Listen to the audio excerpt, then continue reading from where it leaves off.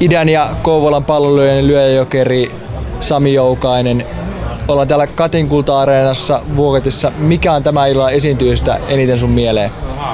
No kyllä se varmaan Eppu Normaali on, että ne se on nuoruuden semmosia, en mä nyt voi sanoa idoleita, mutta kuitenkin mitä on tullut kuunneltua niin pitkään, niin se on varmaan se. Olisitko jotain tiettyjä esiintyjää toivonut tänne tapahtumaan? En mä niin oo ajatellut, että lähinnä nyt se, että näkee vanhoja ystäviä, niin se on niinku tärkeää. Mikä tässä illassa on ylipäätänsä parasta, tai tässä italialaisessa tapahtumassa? No tietenkin peli itsessään, että se on aina valinta ja se on kunnia jokaiselle pelaajalle, mutta kyllä niin mä näen ainakin hyvänä sen, että näkee vanhoja ystäviä. Olisitko tullut tähän italialaiseen tapahtumaan, jos valinta ei olisi osunut koodalle? En olisi tällä kertaa tullut. Selvä, kiitoksia ja hauskaa iltaa. Kiitos.